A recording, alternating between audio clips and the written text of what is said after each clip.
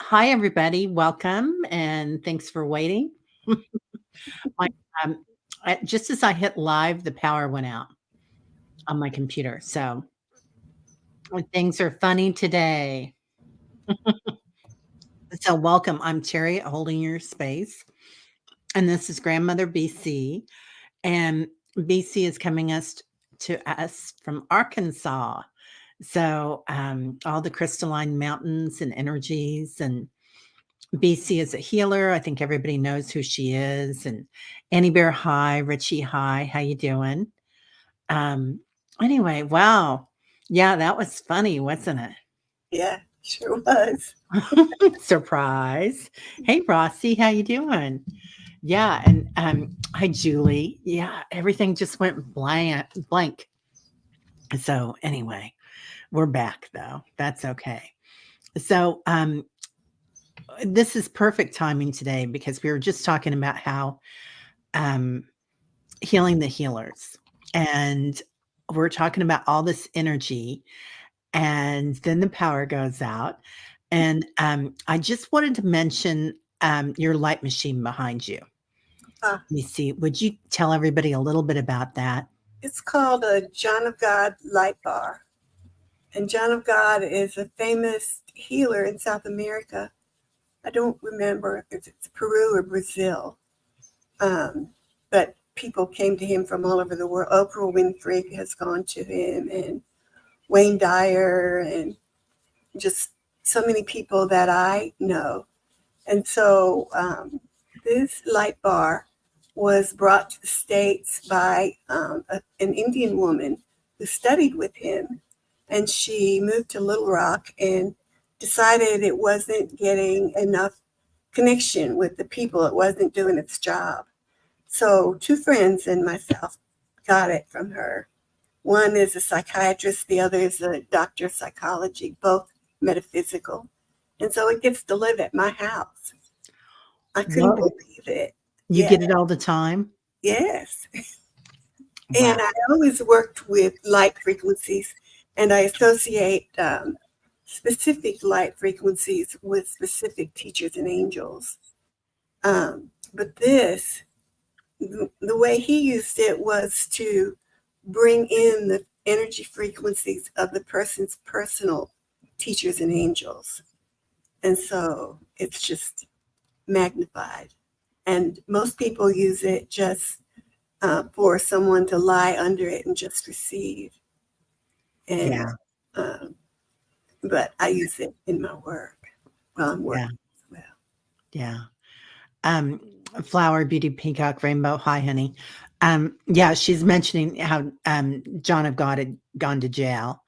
Yes, And that happened with a lot of healers from that era, didn't it? Like a lot of the ashrams and yeah. whatnot. Well, and this might be tacky to talk about it, but as healers, we are all human, and Yeah. it is so hard. I think, especially for men, and I'm not throwing aspersion on anyone, but I think especially for men, for some reason, it's difficult to separate power of love flowing through us from sexual attraction, Yeah.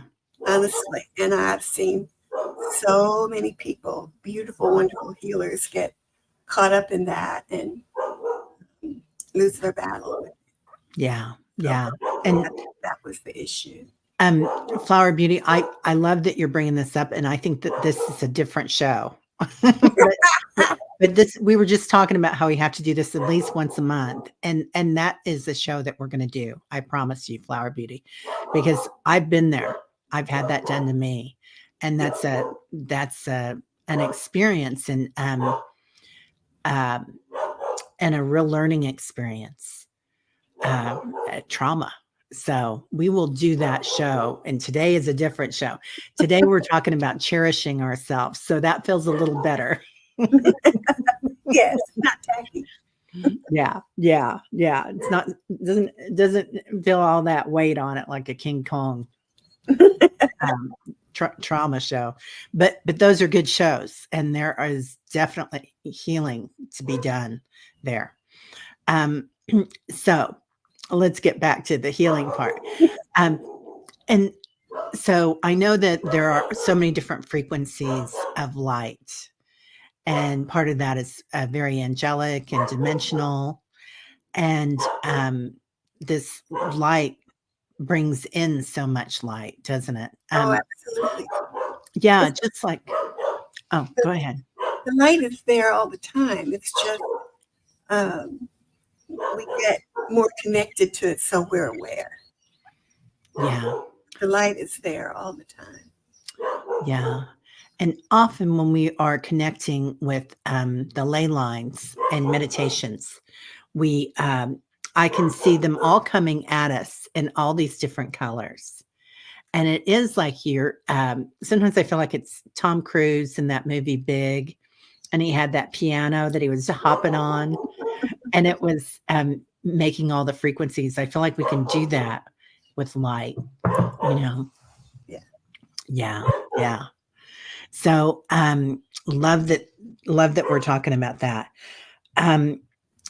So we had a lot of stuff that we were discussing for this show about healing the healers, and what that feels like. And because it is about cherishing ourselves, isn't it? Oh, absolutely. And recognizing that our part in the healing on the planet is important to the healing. It's like we're here to bring our piece to the whole big picture. Yeah. Yeah. Huge. And sometimes I feel like as empaths, we give so much. And it's just like you give and you give. And to have that part of receiving can be, yeah. I'd like to, if I may, I'd like to tell you guys about a dream vision that I had a long time ago. Is that okay, Terry? Yes, please. Okay. So in the experience, I was waiting. It was quiet right before dawn around a mesa, blacktop mountain mesa, and there were hundreds, maybe thousands of us. We were all wearing white robes, and we were just waiting. We're waiting, and as the sun comes up, these three gold-like beings appeared on top of the mesa, and there were no words, but the transmission from them to us was, the planet has been healed. And everyone, the light, the golden light was so incredible. It was pure gratitude, pure joy. And we all fell to our knees in such gratitude. So my work from that point forth has been focusing on remembering that the planet really has already awoken. Our job here is to hold the light in our own space, as you talk about. But to hold that light and remember that the planet is healed and not buy into the gloom and doom. Yeah. That's huge. I think we get afraid for the planet because of what man's done while we were here. And but she can shake us off anytime she wants to. She's a goddess. I mean, she's already done that, and many, many times. So anyway, sorry, Ingrid's calling everybody. Yeah. Right, Annie. Hold the light. Hypnicity says, I've been following BC for a long time and didn't realize her connection to George until after he walked on. I always love your message. Oh, that's so sweet. Thank you, Missy. Yeah. Yeah. Yeah. Thank goodness Earth is patient, right? Gaia is patient with us. But I just think that in order to be that clear instrument for healing that we're each here to be, each in our own way, the healing is about letting go of all the negative ideas and concepts that are holding us back and that are even causing illness in our physical forms. And I remember a couple years ago when I was about to have some serious heart surgery, I was afraid and thinking about it. And a friend of mine called and said, BC, I just got told that you are to, on purpose, open to feeling everyone that you have ever helped and open and receive back from them what you gave. And when I did, it was the most incredible experience. It was like so much gratitude coming from everyone that I accepted from them as well. And I think sometimes that as healers, we are so used to giving, giving, giving, as you said, Terry, that we forget how important it is to receive back and how important it is even to remember as we are being instruments for healing that we are receiving, that we couldn't do it without the receiving part. Yeah. So, and receiving, opening to receive to the level that we need to as healers involves having a lot of trust in ourselves. That's part of the self-loving, a lot of trust in ourselves as instruments for that healing, as stewards for the love of source and light flowing through us, trusting that the words we're going to say are the right words, trusting that no matter what, healing is taking place past our human ideas and intentions even. Wow, that's so beautiful. So trust is so important because I feel like it's the opposite of fear, isn't it? Yeah, I think it's the superpower. Yeah. Wow. I love that. Yeah. Um, that's huge. I feel like when we call in our angels for meditations, and almost everybody here is in the tribe, um, it's like, well, everybody here is. It doesn't matter if you come or not. And um, it's just, I feel so cherished when we call in the angels. And George taught us that 33 trillion angels. Yes. Which how can you say no to that, right? But it certainly does change things and make you feel cherished. And um, if you can accept that kind of love, I mean, your power is endless, isn't it? Yes, absolutely. And if we can, you and I were talking earlier about both of us had an experience of a visual of the planet with lights on all over the planet, representing beings of light, awakened and awakening. If we can even trust enough to receive from those points of light, that is so empowering to everyone. Yeah. Yeah. I'm just being reminded that the trust that we all have when we come together, and that's another superpower, isn't it? Yes, Community is such a superpower. it's really what it's all about. Yeah. Wow. Annie Bear says, my body is my tool when I walk and connect with all the love there is to let it flow through. Oh, that's beautiful. So beautiful. Hypnicity is saying, that's why I'm participating in tonight's healing. Yeah. And tonight's going to be really special. The healing that we have going on. That's why I thought this was the perfect timing for this. And I told you about that. We're doing the Zoom healing. And So exciting. yeah, we're real excited about it. It's going to be really special. And it does grow. The energy grows when you come together as a group. It just kind of feeds on itself, doesn't it? Multiplies. Oh, for sure. Yeah. Yeah. And I feel like Guy has been pretty patient with us, waiting until we grew and multiplied the right way. Yeah. Yeah.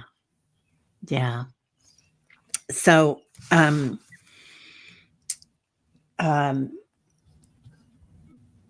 part of that is coming in with peace on the planet, isn't it?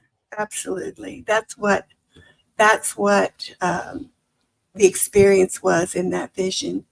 It was complete and total peace.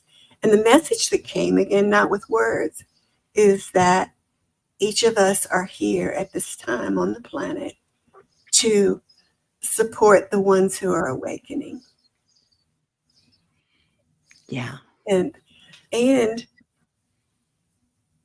message also, not from that particular vision, but the message coming through, I'm sure, for most of us is that we must be able to forgive and cherish the light that is in everyone, even the ones who are doing horrendous things. You know, that really pushes on our human ego to think about a world leader who is purposely destroying innocent people for their ego aggrandizement and to try to grab stuff. It's kind of hard to see and hold the light within those individuals. And yet that's how the healing will happen. Yeah. Because everyone has that spark of God, whatever name you give God, inside of them. And for us to connect with that and magnify it doesn't mean we condone or support actions that are destructive. It just means that we magnify the light. Wow. Yeah. That's so beautiful. I feel like when these come in, all this light, and it's hard when we're on this planet and we're born here and we have that veil and we forget our divinity. And it's so much easier here to judge. And we're brought up with that. And reversing that pattern is another trick. And can you talk about that, like how we let that light in to reverse that pattern of karma and judgment? And what we're doing right now is a part of all of that. It's connecting with each other and with the light that we are. Each of us individually and collectively. And I like to think of each one of us as individualized oneness, that we are holy God inside of us, individually and collectively. It's just an amazing thing. I think it helps to remember that we came here knowing on purpose that we were going to have to forget who we are, and that we have teachers and angels and other beings of light who are in physical form on the planet who agreed to help us remember at the right times. And we go through growing phases, like we learn to name our reality, and we build up our ego on stuff on experiences that the human self encounters. And I think that each of us come to a place where we get it. Something's got to give. This is not it. This can't. And I remember for years thinking, I just want to go home. This is not my home. This is not it. And I think that's probably another whole topic for a show too. Yeah.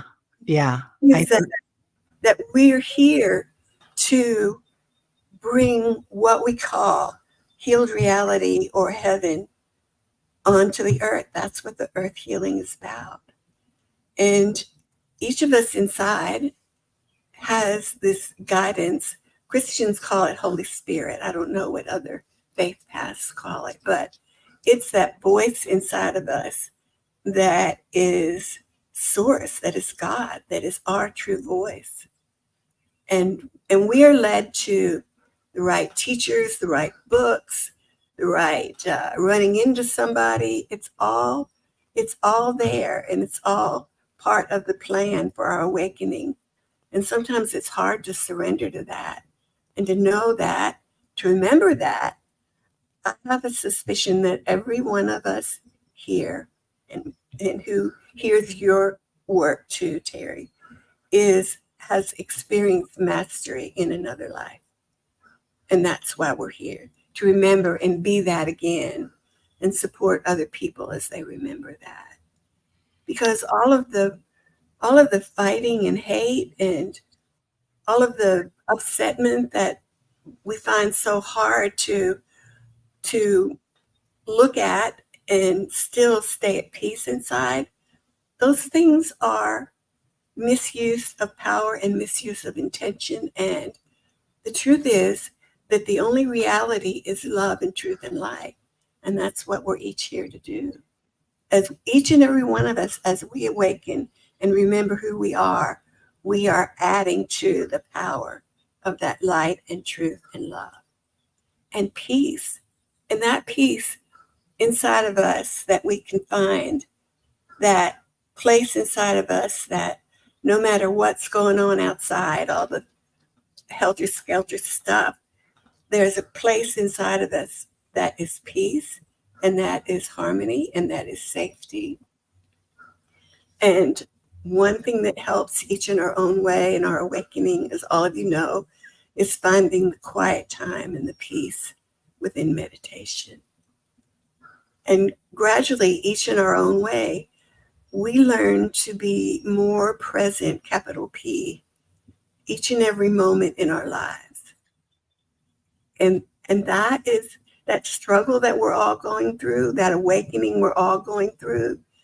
It's for the purpose of being able to help others remember who they are. And I had one of the first writings that ever came through me was I was at a spiritualist meeting in LA, and the lecturer was talking about the mystical messages in the Old Testament. So I was taking notes, and all of a sudden I wrote, "We are the keepers of the light." Wow. And the light that burns within you as you awaken will ignite the flame of all others around you. We are the keepers of the light. We totally are. It's amazing, isn't it? And there's so many synchronicities that happen when you're a keeper of the light. And I love this because Lori, who's amazing, huge light, was asked in the group. She has flooding all around her, and she said, "No, the flooding is all around me. We are blessed that it has not happened in our neighborhood." And I feel like that kind of happens. You're kind of in the right place at the right time. Yes. Or you're being given a growth opportunity that you may have signed up for. But that certainly happened in my lifetime. But yeah, as you're present, which I like to call witnessing awareness sometimes, it's the same thing. Yes. Right? And we're watching things without judging them, without naming them, just kind of aware and witnessing. And it's such a peaceful stance. It's like the ninja move, the guru move. Yes. So, yeah. Yeah, it really is amazing. Well, that was just like, we could just go home now, couldn't we, everybody? That was all of everything right there. So, learning who we are, that's huge while we're on this planet. And that's another awakening. And you were talking about that you feel like you don't fit in. Sometimes a lot of us, like, who are we? Why are we here? Because this is not my real family, or this is not, especially when you're in school and hormones and whatnot. And you're like, I don't fit in here. This is not where I'm supposed to be. Because you are coming in at a different frequency. Right. Yeah. Yeah. It's, and there's so many that fly so high, and totally another show. And sometimes that's why they get addicted to things. Yes. Yeah. Because, it's hard to not self-medicate sometimes in some way. Yeah. Well, I think that's going to start to change. I think it already is changing somewhat. I think you're right. I think it totally is. I think that things are changing. I think on the planet that we're looking at those things, and I guess there's that being present and witnessing things and just seeing, oh, that's wine, or oh, that's, pot or whatever we're talking about. And um or that's sleep, over whatever, depression. And I witnessed that. I'm aware of that, and shining light on it. I don't know. Another show. Sorry. I digress. So I think everybody's gonna like this part of it. Can you talk about Saint Germain? Oh, yes. If that was going to come up. I'm feeling his presence here. And if you feel called to do any channeling today, we Okay. are Well, here. if he has something to say, Yeah. I'll be sure to. Okay. I'll be sure to say it. So first of all, he wants me to say that one way to be sure he's your teacher is that you might feel like somebody's rubbing a feather quill under your nose every now and then, and all of a sudden you're going like that. That's him. And his last incarnation was Will Shakespeare. So that made a lot of sense to me when he showed me that. The other is if you see violet, purple sparks in the room or with your eyes closed, that's him. He was one of the first teachers that I was able to identify with a color frequency array of light. And he is a personal teacher. I was having a terrible struggle with empathy, and it was pretty horrible. I was single mom supporting 4 kids by myself, no other outside income. And my mother had a stroke in Pennsylvania. There it goes. My mother had a stroke in Pennsylvania. I was working in a doctor's office, and I went down with the stroke symptoms. And they just knew I wasn't feeling well. So they put me in a dark room and went to lunch. So I was praying. I got it was my mother, and then I was able to come out of it. And I sent her healing. But then I went into, they had a garden room with little waterfalls thing. And I went in there to meditate, and it was almost dark. And I was praying for help. And he appeared in the corner. And I was in meditation, so it didn't startle me. It was just like, oh, there you are. He had his arms crossed like that, 1 foot on the floor, 1 up against the wall in the corner. And he just looked at me and looked in my eyes. And I got it. I was going to have help. And from that point on, I went home that evening, and in the entertainment section in the Dallas newspaper, there was an advertisement for a psychic demonstration. I didn't know about psychic stuff even back then. I mean, it was happening to me, but I had no idea about how to deal with it. So I went and was told that the Ascended Masters had been waiting for me, and that I was to be the first master designated healer in Dallas for the Aquarian Foundation. And so I went to meet with the leaders, and they told me, and I said, I don't know how to do that. And they said, yes, you do. And I did. So that was the beginning with him. And he came through so many times. Keith Milton Reinhardt was the most amazing psychic.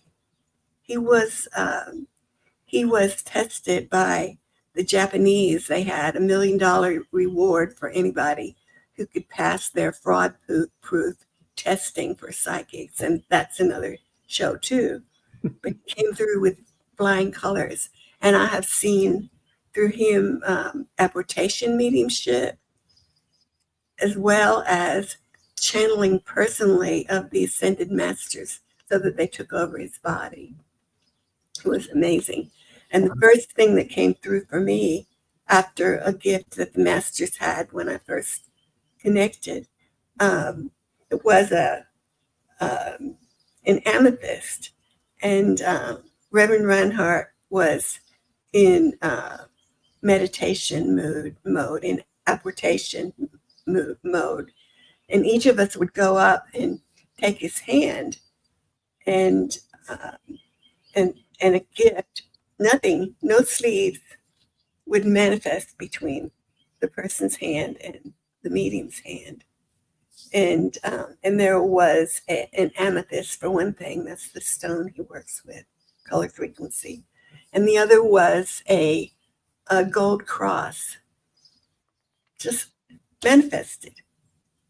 And so I went home, and on the way home, I'm such a skeptic. He has had to put up with me over the years. So I went home, and on the way home, I'm just thrilled. And then I go, wait a minute, how do I know that was for real? So how do I know? So I went to bed with the cross around my neck. It was gold. I woke up in the morning, looked in the mirror in the bathroom, and it was silver. And I went, oh, I must have been mistaken. But when I opened it up, the clasp, it was gold on the inside. So from then on, he would speak to me between sleep and awake. If I had a rough day, he would sing to me, and he can't sing. But he literally was my teacher. And there weren't that many teachers around back then, really. Yeah. So that's how he is really for each one of us. And a major message from him is about manifestation. And that's what the violet ray is about. It's manifestation unto physical reality via spiritual law. And he teaches that and has taught through me for years, what you can experience on purpose, make it up if you have to, will manifest. Because he says that's how we manifest anyway. He says spiritual law is you see something, discernment, brow chakra, you discern something in need of healing without judging. If you feel what it feels like, not healed because it's touched you. It's on your plate to bring healing. If you can not suppress that, but add instead, access the place where it's already healed and feel gratitude, like I was describing with the vision. But if you can feel gratitude, feel it as it is healed, it will manifest, and that is spiritual law. Whether it is financial, whether it is a personal problem, a community problem, a national situation that needs to be healed, or even planetary. So, in having the understanding and reality experience of healed planetary energy, it's like just each of us accessing that and holding it makes such an incredibly powerful shift even faster towards the actual manifestation of wholeness or healed reality. And I don't know if I answered your question. Well, I don't know, but that's amazing. Yeah, I can totally feel that. It is another ninja power, isn't it? Yeah. That manifesting and knowing and believing.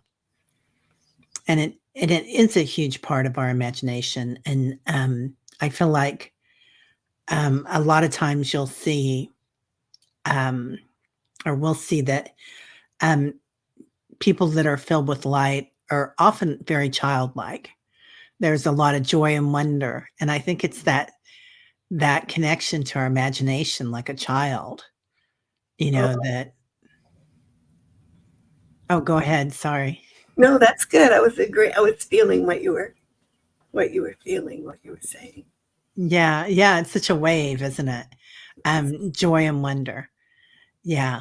And it is childlike because we're born with that, and we know we have it when we're born, and we're told not to think it, or, oh, you didn't see anything or feel anything, or you didn't fly. It's amazing how powerful the programming to shut that down is when I had my center in Dallas, this family had a little girl who was born with a heart problem, and she had like several surgeries, and she was a miracle baby, really, that she survived. And and her mom and grandmother would bring her to me, and she would just talk to me. We would do healing and just talk. And one day she was talking about something with her dad, and then she said, "He just acts like a child." And I didn't say anything, And then later, something else. She was doing the good ship lollipop dancing. She was 4, and she said, "Oh, I was acting like a child," and was feeling remorse about that. But that's how we get programmed, and because we don't know any better, a lot of people program that childlike happiness and way of looking at the world as all new possibilities gets programmed out of us. Yeah, yeah. I think one of the things that I realized, because I started in metaphysics when I was quite young, when I was 12, and studying, but it was interesting. But I think I was always trying to be a little older and a little more, And but then as I got into it again when I was older, I think I realized then that childlike joy, that there is no snobbery in spirituality, that true spirituality is just like a kid, like just, being flying a freak flag, doing whatever you want to do as far as, if you want to dress or if you want to have crystals everywhere or wear a halo every day, whatever you want to do, it's okay. It's fun. Have fun with it. Yeah. Yeah. So, hey, Sally, how are you? And everybody's had some really amazing comments here. And I want to, Oh, good. I want to acknowledge what everybody's saying. Richie says, seems like St. Germain's presence was part of BC's life path to help her move forward toward her next journey in this life. Yes. Yeah. Absolutely, Richie. Yeah. Cindy said her nose has been itching for 2 months. That's great, Cindy. Yeah. And Lori says, a few years now, the sky is violet around her house. Both your husband and you see it. It's lovely to share the experience together, protecting and guiding us. Oh, that's beautiful. Lori, I just love that. That's amazing. Really amazing. Beautiful. Hypnicity says, Cindy, my mom makes my nose itch when she wants my attention. Aww. Your mother-in-law sends you a green hummingbird. That's So beautiful, honey. Yeah. Yeah. And Lori says, could it be Saint Germain telling me you and your tribe have helped to create other universes after this? All of you will help create the next one. That is why these new energies are hitting. Right on. Wow. Yeah. That's so profound, Lori. Thank you for acknowledging that, because we are creators, and we are creating everything that we see. And other people are creating what they see too. And once we acknowledge that this person that we disagree with, and we think, oh, why would you want to hurt me? Like, I'm a good person, I don't want anything but love and joy for you. What they're creating is a different world entirely. And in their world, they're doing the right thing. And they're defending themselves. They think they're attacked. Yes. Sometimes just our presence as the light that we are into the midst of people who are in heaviness and fear will trigger fear. Just our presence. Yeah. We're feeling comfortable. I've gone into churches already where I knew I couldn't be there because I made people uncomfortable. Yeah. Yeah. And I think we all see that where we go into groups like crowds and feeling uncomfortable just because we can tell that other people are uncomfortable. Well, it's pretty cool though, walking into a room that's filled with heaviness and being light, not even thinking about it, and feeling the whole energy shift in the room too. That's Oh, the power of presence. that is, isn't it? Yeah. Yeah. I remember going to Unity Temple on the plaza, and I'd go in there and Duke, the minister there for years, would be talking, and I would be flying. I would see all the spirit guides dancing and flying in the air. And anyway, but I mean, that was a place filled with joy and laughter. So that was a good place. Yeah, right. Hypnicity, we could listen to her all day. Oh, Um, Annie Bear says, when I'm bombarded with negative, wild thoughts, I stop. Stop, say out loud, I choose joy. It's being tested in all kinds of circumstances. And my answer is always the same. I choose joy. that's perfect. Yeah. Yeah. Oh, look at Always her. a good choice. Whoa. Sally says, I'm remembering a repeated childhood dream in which I ran on 4 legs. Ah. So, I was just reading about an island or a tribe that they found somewhere. And this tribe, the family runs on all 4 legs. Oh, that's interesting. Yeah, that's interesting, Sally, because I just saw an article on that. And and it's like, I don't know, maybe 20 people or something in the family. Not all of them run on 4 legs. Some of them stand upright, but the majority of them don't. Hmm. So, yeah, it's everybody's in their own world, aren't they? Yes. Yep, babies staring at you, right? Yeah. They know. And babies and animals.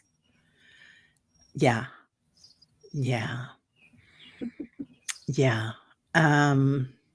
Valerie, Illumination Portal is going to call me. She wants us to do something together soon. Oh, Lori, I love that. I love that. That's beautiful. Yeah, she's amazing. And Sally says maybe ancestors or past life. I'm feeling like it's a different planet. What are you feeling for Sally with running on 4 legs? I think so too.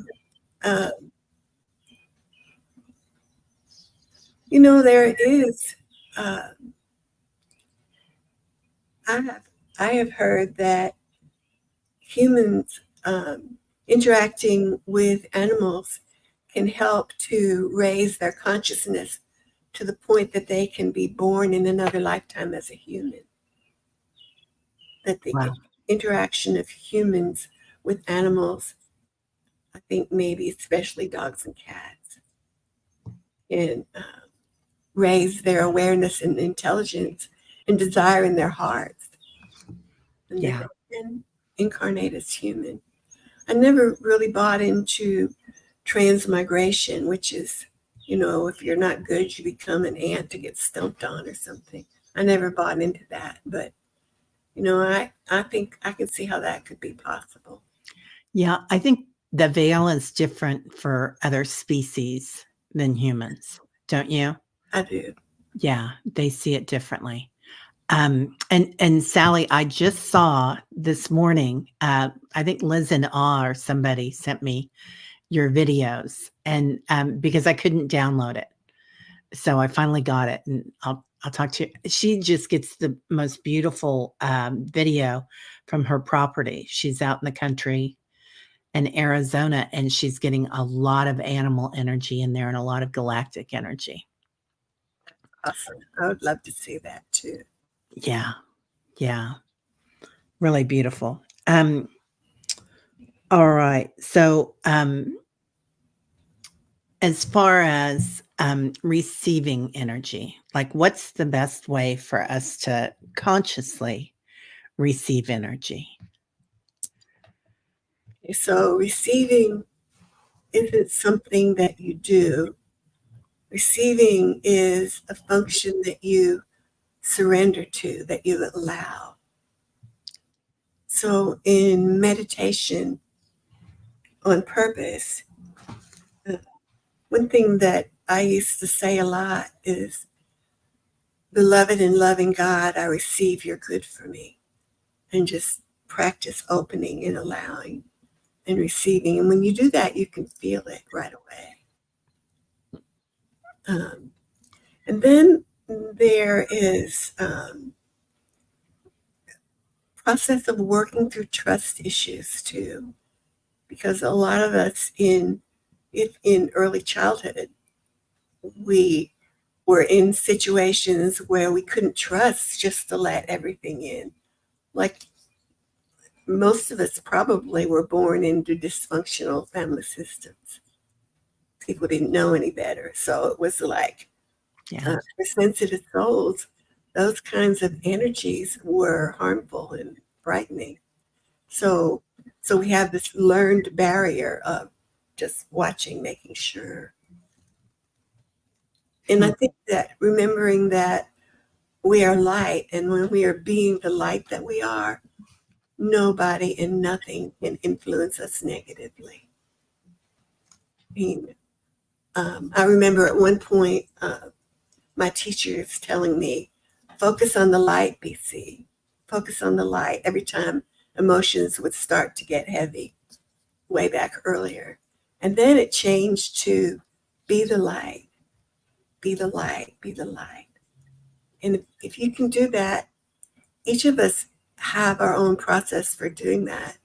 But if when we are in the midst of turmoil, we can remember, be the light, and just breathe and let go of all the other stuff, it pretty much is dismantled or dissolves away. But remembering to be the light. It's so I was watching a thing on Joe Dispenza the other day, and we've been talking about this in meditation for a while, about waking up and saying, doing some affirmations the first thing when you wake up, instead of thinking, oh gosh, I got to do this today, or oh my gosh, why did I do that yesterday? Waking up and saying, I'm beautiful, I am loved, and how that changes our energy. And he was talking about the subconscious mind, and how you're so in tune at the moment when you go to sleep and the moment when you wake up with your subconscious mind. And he was talking about, if you want to manifest something, you have to change your personality, and that's the best time to change it. So you can't say, well, I want peace and love in my life, and then carry on with judgment, or most of us self-judgment. Oh, I think you're muted. Muted? Oh, there you are. No, you're not anymore. Oh, okay. Sorry. Weird energies today. A lot of energy today. Yeah, and I think however we get to it, whatever modality we're led to or approach we're led to, it is so important to go through a process of forgiveness. Forgiveness of ourselves, compassion of ourselves, first of all. And then remembering and forgiving everybody we co-created stuff with that was less than optimum. And eventually, talking again on a planetary level, we can get to where collectively and or individually, we can forgive what has taken place on the planet. We can forgive it. We can forgive civil war. We can forgive the Holocaust. We can forgive the Inquisition. We can forgive that, because that's part of the healing of the planet too. The healing of those memories. And it begins with forgiveness of ourselves, and then recognizing and forgiving other beings who were part of creating situations that were less than optimum. with us. Yeah. And it's all about what we do for ourselves, isn't it? Forgiving Absolutely. others. Yeah. They're not carrying that baggage around anymore. Often the people that do something, they didn't even notice it because that's not their creation. That's not the world they created. The world they created is doing that as their right or whatever. It doesn't matter. But we often carry it. I know I've been there, carried my grief for a long time. That hurt, and my grief as a child for what happened when I was, abused. So it's like, and it seems like so many of the light workers here are, we go through those pains. Absolutely. I had to come to terms with the rage I was carrying around. Yeah.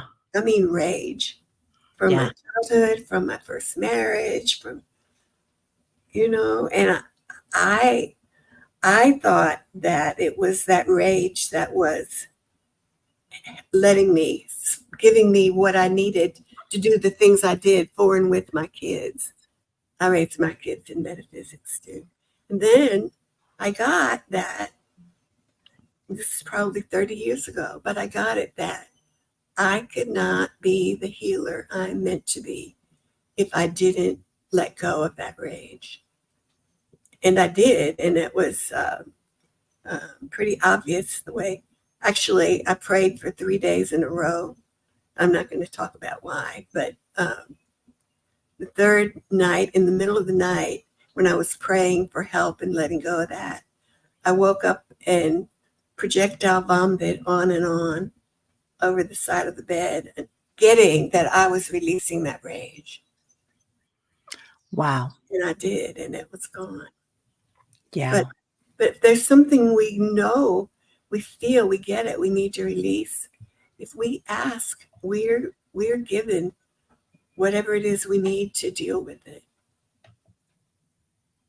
Yeah, we really are, aren't we? And we forget that our angels are here to help us. And not just to give us things, because we're divine also.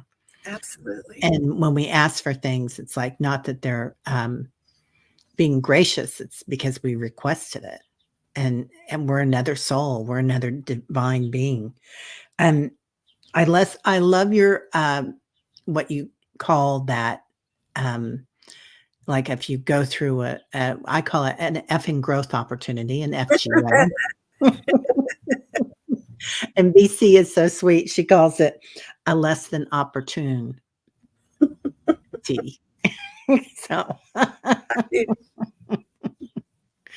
I love that. Yeah. Devon says the prayer on Tom T. Moore's site. He's most benevolent outcome king. He's amazing. Love him. And Lori says, oh, we do need to forgive on a planetary level. That is a huge piece of the puzzle I've been searching for. I would have never guessed that is the solution. Happy dance time. And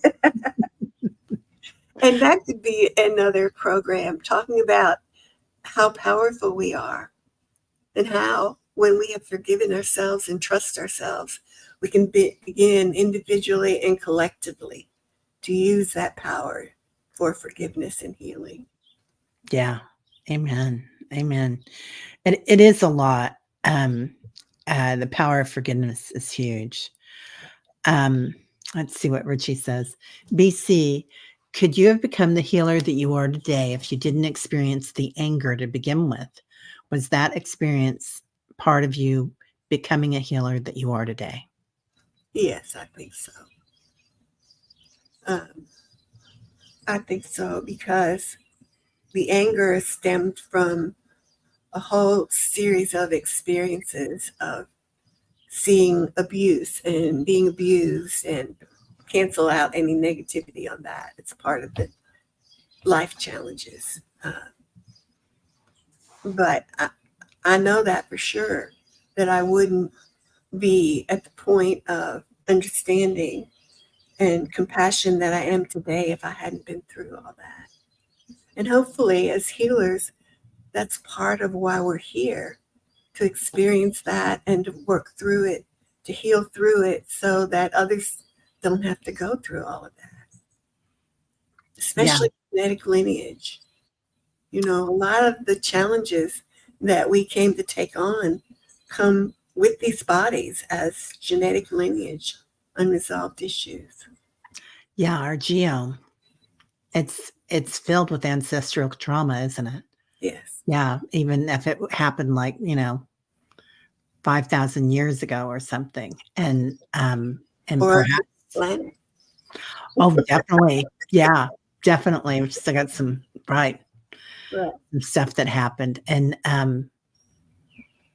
so that's interesting. That's really interesting. I like that. Being able to let go and relieve that and heal the planet as we heal ourselves. Anyway, gosh darn, we are already there in an hour. Felt like 5 minutes. So we'll do this again soon. Like I said, everybody, BC is going to become. We're going to do a regular series, and if not every other week, at least once a month, depending on our schedule. So Right. yeah. You all. I feel each and every one of you. And thank you. I love you. I see you. I always remind everybody about that because you and George were just so tickled about our group. We still are. He's here too, guys. So I love that. I love that. All right, everybody. Well, have a great day. And those of you that are going to the healing ceremony today, I look forward to seeing you. And if anybody hasn't heard about it, I think there might be one or two. I think there were 5 openings left. And it will be at 7:30 Central tonight. And just contact Kevin at well, you can look online. It'll be in my community section. It's 7:30 Central. It's for an hour and a half, and it's $11. Or there are scholarships available, and it's an exchange of energy and healing and in community. And I think it's going to be a beautiful time. I'm going to lead the meditation on it, and it'll be JJ Tuta Speaks, who's a shaman, Debbie, who does amazing healing, and Debbie Freebird Spirit, and Kevin the healing medium, Kevin Lewis. No, the time didn't change. Did I say it wrong, Hypnicity? Let me see. What time is it? I always get my times wrong. Dun, dun, dun, dun. It's going to be, well, it's on there. 5 p.m. Oh, yeah, that's right. That's right. 5 p.m. I'm going to get together with them at 7:30. Sorry, guys. Okay. So 5 o'clock Pacific. That is correct. Yeah. And get there a little bit early if you can. So, and hang out. So we'll see y'all later. Have a great day. Bye-bye. Thank you, BC. You're welcome.